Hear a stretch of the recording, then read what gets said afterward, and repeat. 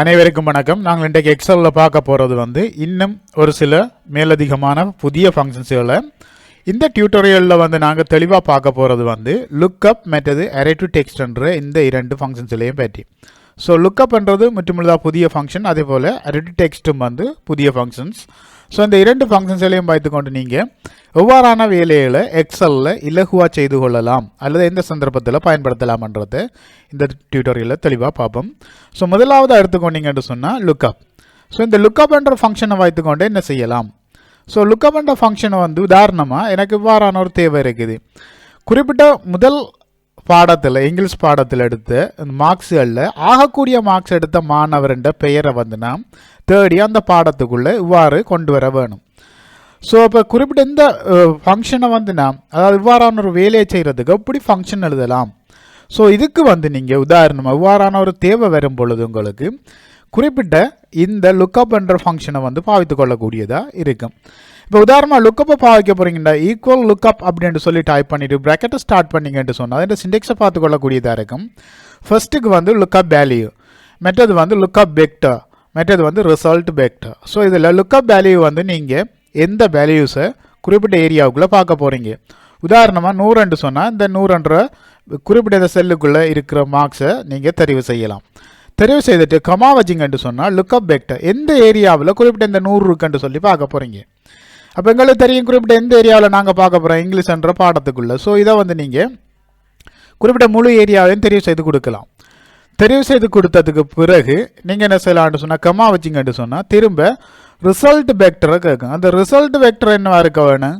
உதாரணமாக இந்த ஆங்கில பாடத்தில் 100 மார்க்ஸ் எடுத்தவருண்ட பெயரை எனக்கு தரணும். ஸோ ரிசல்ட் எனக்கு என்னவா வர வேணும்டா பெயர். அப்போ இங்கே நீங்கள் என்ன செய்யணும்னு சொன்னால் குறிப்பிட்ட நேம் ஏரியாவை அப்படியே செலக்ட் பண்ணி கொடுக்க வேணும். கொடுத்து விட்டீங்கன்னு சொன்னால் இப்போ இந்த 3 ரிக்குவயர்மெண்ட்ஸையும் நீங்கள் முடிச்சிட்டீங்க. அப்போ என்ன செய்யலாம்னு சொன்னால் ப்ராக்கெட்டை க்ளோஸ் பண்ணிவிட்டு என்ன பண்ணி விட்டீங்கண்டா ஆட்டோமேட்டிக்காக உங்களுக்கு குறிப்பிட்ட அந்த ஃபங்க்ஷன் ஒர்க் பண்ணுறதை பார்த்துக்கொள்ளக்கூடியதாக இருக்கும். இது நார்மலாக குறிப்பிட்ட இவ்வாறான ஒரு சில தேவைகள் வரும் பொழுது நீங்கள் இந்த லுக்கப் பண்ணுற ஃபங்க்ஷனை பாவித்து இலகுவாக ரிசல்ட்ஸை பெற்றுக்கொள்ளக்கூடியதாக இருக்கும். ஸோ இப்போ இதில் உங்களுக்கு விளங்கியிருக்குன்னு நினைக்கிறேன். இந்த லுக்கப் பண்ணுற ஃபங்க்ஷனை வைத்துக்கொண்டு நாங்கள் எவ்வாறு அல்லது எந்த சந்தர்ப்பத்தில் எங்களுடைய எக்ஸலில் வேலைகளை செய்து கொள்ளலாம் என்று சொல்லி அடுத்து எடுத்துக்கொண்டீங்கன்னு சொன்னால் இப்போ arraytotext. ஸோ இந்த arraytotext ஃபங்க்ஷனை நாங்கள் எந்த சந்தர்ப்பத்தில் எக்ஸலில் பாவிக்கலாம். இப்போ உதாரணமாக எடுத்துக்கொண்டீங்கன்னு சொன்னால் குறிப்பிட்ட இந்த நேம்ன்ற இது ஃபீல்டுக்குள்ளே இருக்கிற எல்லாருண்ட பெயரையும் ஒரே செல்லுக்குள்ளே நீங்கள் எடுக்க வேண்டிய ஒரு தேவை இருக்குது. அதாவது ஒரு டெக்ஸ்ட் பிரிண்ட்டுக்கு எடுக்க வேண்டிய தேவை இருக்குது. ஸோ அப்போ நாங்கள் இப்போ செல்லுக்குள்ளே ஒரே செல்லுக்குள்ளே குறிப்பிட்ட அந்த அரேக்குள்ளே இருக்கிற டெக்ஸ்ட்டை நாங்கள் எடுக்கிறதுக்கு தான் arraytotext ஃபங்க்ஷன் இருக்குது.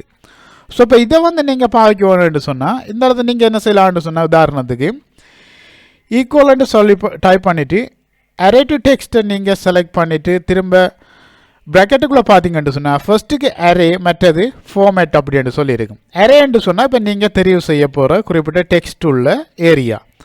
கமா வச்சிங்கன்னா ஃபார்மேட்டை கேட்கும். ஃபார்மேட் இப்போ குறிப்பிட்ட ஒவ்வொரு செல்லுக்குள்ளே இருக்கிற டேட்டாவையும் செப்பரேட் பண்ணுறதுக்கு நீங்கள் கொமா அல்லது செமிகோலனை வைக்கலாம். ஸோ அப்போ இதில் எது வேணுமென்றதை நீங்கள் தெரிவு செய்து கொள்ளலாம். இப்போ இதில் ஃபர்ஸ்ட்டுக்கு என்ன செய்யுங்கன்னு சொன்னால் உங்களோட நேம் ஏரியாவை தெரிவு செய்யுங்க. எங்களுக்கு இப்போ ஒரே செல்லுக்குள்ளே தானே தேவை. ஸோ இந்த நேம் ஏரியாவை தெரிவு செய்துட்டு திரும்ப கமா வச்சிங்கன்னு சொன்னால் இங்கே உங்களுக்கு பார்த்துக்கொள்ளக்கூடியதாக இருக்கும். ஃபார்மேட்டில் உதாரணத்துக்கு கன்சாய்ஸ் மற்றது ஸ்ட்ரிக்ட் இருக்குது. கன்சாய்ஸ் கொமா வரும், ஸ்ட்ரிக்ட் செமிகோலனை தரும். அதே போல் இப்போ கன்சாய்ஸ் குறிப்பிட்ட அந்த டெக்ஸ்ட்டுகளை டபுள் கொட்டேஷன் மார்க்குக்குள்ளே தராது, ஸ்ட்ரிக்ட் டபுள் கொட்டேஷன் மார்க்குக்குள்ளே தரும். ஸோ அப்போ இதில் உங்களுக்கு கன்சாய்ஸ் தேவைன்னு சொன்னால் கன்சாய்ஸை தெரிவு செய்துட்டு ப்ராக்கெட்டை க்ளோஸ் பண்ணி என்ன பண்ணி விட்டீங்கன்னு சொன்னால் இப்போ உங்களுக்கு ஆட்டோமேட்டிக்காக குறிப்பிட்ட இந்த டெக்ஸ்ட்டுக்குள்ளே அதாவது எல்லா நேமும் இருக்கிறத பார்த்துக்கொள்ளக்கூடியதாக இருக்கும். இப்போ இதில் எல்லா நேமும் இருக்குதான்னு சொல்லி நீங்கள் பார்க்க வேணும்னு சொன்னால் ஒன்று செய்ய வேணும்னு சொன்னால் குறிப்பிட்ட இந்த டெக்ஸ்ட்டுக்கு ட்ராப் டெக்ஸ்ட்டை தெரிவு செய்யுங்க. திரும்ப உங்களோட குறிப்பிட்ட ஆட்டோமேட்டிக்காக உங்களோட பேர்களை இங்கே பார்த்துக்கொள்ளக்கூடியதாக இருக்குங்க. அப்போ பார்த்தீங்கன்னா ஃபர்ஸ்ட் நேம் அப்படியே செகண்டாக எல்லா நேம்களையும் வந்து இங்கே முழு பேரின் அடிப்படையில் கமா மூலமாக செப்பரேட் பண்ணி தந்திருக்கிறத பார்த்துக்கொள்ளக்கூடியதாக இருக்குது. இதே இடத்துல ட்ராப் டெக்ஸ்ட் எடுத்து விட்டிங்கன்னா ஒரே லைனில் ஒரே ட்ரோவுக்குள்ளே தரும். அப்போ இதில் வந்து உங்களுக்கு ட்ராப் டெக்ஸ்ட்டை போடிங்கன்னு சொன்னால் இப்படி உங்களுக்கு குறிப்பிட்ட டெக்ஸ்ட்டை வந்து ஒழுங்கில் ஒரே செல்லுக்குள்ளே வந்து எடுத்துக்கொள்ளக்கூடியதாக இருக்குது இந்த Arraytotext ஃபங்க்ஷனை பயன்படுத்தி. ஸோ நான் நினைக்கிறேன் குறிப்பிட்ட இந்த டியூட்டோரியலில் நாங்கள் பார்த்த 2 ஃபங்க்ஷன்ஸுகளும் தெளிவாக விளங்கியிருக்கு அப்படின்னு சொல்லி. அப்படி விளங்கலைன்னு சொன்னால் Comtachers இந்த சேனலை சப்ஸ்கிரைப் பண்ணிவிட்டு ஃபஸ்ட்டுக்கு அதுக்கப்புறமா அதில் காணப்படுற கமெண்ட் செக்ஷன் ஊடாக நீங்கள் உங்களோட கேள்விகளை கேட்டு எனக்கு அனுப்பலாம். நான் உங்களோட கேள்வியின் அடிப்படையில் அடுத்த டியூட்டோரியலை வந்து க்ரியேட் பண்ணி உங்களுக்காக போஸ்ட் பண்ணுவோம். இந்த டியூட்டோரியலை பார்த்தமைக்கு நன்றி. மறக்காமல் இந்த சேனலை சப்ஸ்கிரைப் பண்ணி அதில் உள்ள பெல் பட்டனையும் அழுத்தி வைத்து கொள்ளுங்கள். நான் அடுத்ததாக வெளியிட போகிற டியூட்டோரியல் உங்களோட நோட்டிஃபிகேஷனுக்கு வந்து இலகுவாக கிடைக்கும். Thank you so much.